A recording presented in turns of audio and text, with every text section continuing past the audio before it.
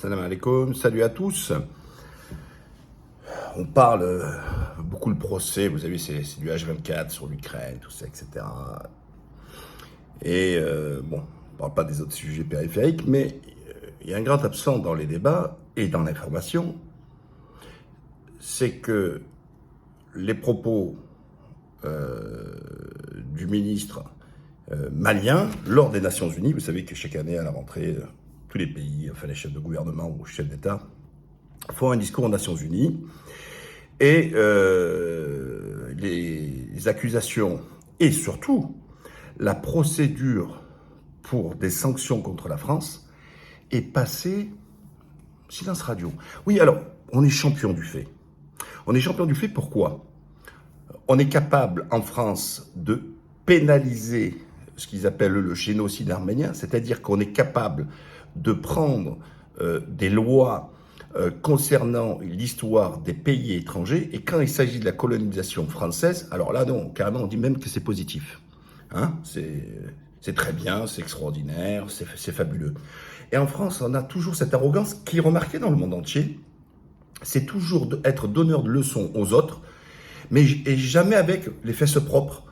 Moi, je ne demande pas des mea culpa, tout ça, etc., mais d'être un peu déjà mesuré dans les propos, d'être modeste, d'être pas arrogant, et en pleine actualité. Je vous rappelle que moi, dès l'intervention en 2013 sous Hollande, de la position de la France, soi-disant, je disais, chasser les fantômes, sa présence au Mali et au Sahel, soi-disant pour chercher les terroristes, alors que tout un chacun sait que les terroristes qui ont touché la France, c'est lié à la Syrie et non à l'Afrique subsaharienne. Hein.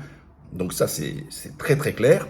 Et donc, au lieu d'aller combattre Daesh sur la Syrie, on a préféré faire croire que notre présence au Mali et au Sahel allait régler la sécurité de la France, tant Hollande que Macron. Qu'est-ce qu'ils nous ont dit ? Ils nous ont dit des choses très simples. Nous sommes au Mali pour des raisons, pour un temps indéterminé. Qu'est-ce que ça veut dire ? Ça veut dire qu'ils n'avaient pas prévu une carte de sortie. Et on ne sait toujours pas ce qu'ils foutaient là-bas. Pour quel résultat ? A priori, aucun. Alors que les intérêts étaient tout autres. Donc c'est des mensonges d'État. Et on fait croire au peuple, toujours pareil, qui gobe, pour la majorité, qui gobe les mensonges qu'on lui donne. Mais qui pourrait accepter qu'un pays comme la France puisse occuper un pays, des pays, puisqu'elle est sur plusieurs espaces, et soi-disant pour se donner le droit d'aller combattre, soi-disant, le terrorisme. Mais quel est le lien entre le Mali, le Niger, tout ça, etc., avec la France ? Rien. Ni géographique, c'est pas des frontaliers, c'est rien du tout. Qu'est-ce que nous faisions là-bas ? Et d'ailleurs, c'est d'autant plus vrai que quand les Américains ont dit « Oh là là, nous on n'y va pas », les Allemands « Ouf, on n'y va pas », les Européens, et la France s'est sentie un peu toute seule. Alors la seule chose qu'elle a pu avoir, c'est un peu d'argent ou quelques armes venant d'ici et d'ailleurs. Mais ça n'a pas été une coalition de pays là-dessus. Donc ça prouve bien que c'était une posture unilatérale. D'accord ? Donc tout ça, ça a été vraiment des accusations fallacieuses, mais qui cachaient autre chose. Bien sûr, les richesses qui existent dans les sols africains, que Jacques Chirac a ouvertement dénoncé et avait dit « on a volé les sols africains ». Alors écoutez, aux Nations Unies, qu'est-ce qu'il dit ? Le salaire en date du 15 août 2022 a demandé la tenue d'une réunion d'urgence du Conseil de sécurité des Nations Unies. Cette réunion a pour objet de permettre au Mali de présenter les éléments de preuve en sa possession, démontrant que l'armée française a agressé en de maintes reprises mon pays, en violant de manière répétitive et fréquente l'espace aérien malien, sans autorisation des autorités maliennes, et parfois en falsifiant des documents de vol. Plus grave, Monsieur le Président, le Mali sera en mesure de prouver que la junte française a fourni des renseignements et des armes à des groupes terroristes. Le gouvernement du Mali s'interroge sur les raisons qui poussent cet État membre du Conseil de sécurité, de surcroît assurant la présidence de cet organe, à faire obstacle au débat en vue de la manifestation de la vérité. Le monde doit être édifié sur les faits graves qui se sont déroulés Enfin, vous pouvez voir, la retrouver, je ne vais pas me mettre au global, mais les questions sont très fortes. Il parle d'avoir des preuves qui vont être apportées, qui vont pouvoir alimenter. Il parle aussi de falsifier les vols que des avions ont passés sur l'espace malien, qu'il y a eu des armes, et ça c'est grave, et là personne, même l'opposition, pas un mot, que des armes ont été livrées à des organisations terroristes. Et là c'est gravissime. Alors on savait que la France était championne, à l'époque des Bob Denard, tout ça, d'envoyer des mercenaires. On pensait que cette partie-là, France-Afrique, avait disparu, etc. Mais là aussi, vous faites. Est-ce que vous avez vu, vous, une seule fois, une position, un débat ou quoi que ce soit sur la politique qui a été menée ces dernières années sur l'Afrique avec les coups d'État? Alors en fait, ce que les Américains ont fait en Amérique latine, on l'a fait en Afrique.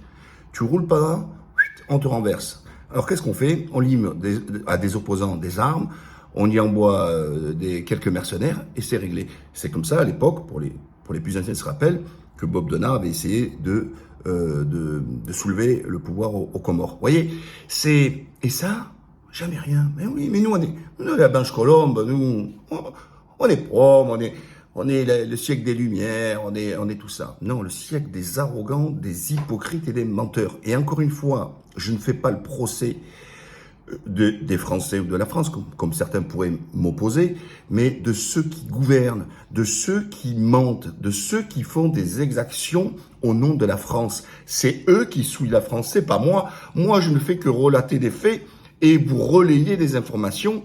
Et quand on voit un État aux Nations Unies qui dit qu'il veut apporter des preuves, qu'il lance une procédure contre la France, qu'il y a eu des vols d'avions qui ont été avec des plans de vol qui ont été falsifiés, que des armes ont été données. Attention là, on n'est pas au bistrot, on est aux Nations Unies. Et une ouverture d'enquête avec tous ces éléments indiquant qu'il apporte la preuve, ben là, pas un mot, pas un mot. Alors vraiment pas un mot. Je comprends pas. Alors j'ai écouté tout à l'heure BFM, ils sont restés 20 minutes avec le mec là de LFI, là je ne me rappelle plus son nom, rien que sur la question de savoir la gifle, c'est une violence ou la femme de Catanès elle a fait 20 minutes. Et là, 0 minutes. Parler de l'Italie, alors que ça ne concerne pas la France directement, mais c'est certes l'Union européenne, les élections, attention le fascisme. Plein pot, Poutine dictateur, si, l'Ukraine, là, si, cela. Et là, quand ça me concerne, 0. La même chose quand la presse des États étrangers épingle la France sur sa politique islamophobe, qui est une vérité. D'ailleurs, les médias, ils en sont dans leur grosse partie, où ils sont addicts, pas un jour sans un article sur l'islam, sur les musulmans. Et alors, ils y vont de plus de trucs. Est-ce que c'est compatible à la République? Est-ce qu'on va le sous-lubre? Comment on peut intégrer l'islam? Et ils y vont. Mais voilà. Mais comme on dirait l'autre, mais qu'est-ce qu'on a fait au bon Dieu pour que la France elle soit devenue si minable et comment vous dire sous qui est dominée par des gens j'allais dire sous-développés intellectuellement. Voilà. Alors naturellement, encore une fois, abonnez-vous, partagez. Je regrette que les vidéos les plus importantes qui sont sur des sujets qui sortent un peu de ce que font les médias, marchent moins bien que les vidéos un peu, comment on pourrait dire, sociétales, etc. Ça veut dire que vous aussi, vous êtes des complices, puisque vous vous intéressez qu'au pipi caca, et tout ce qui est important. Je vois le nombre de vues, pour vous le dire.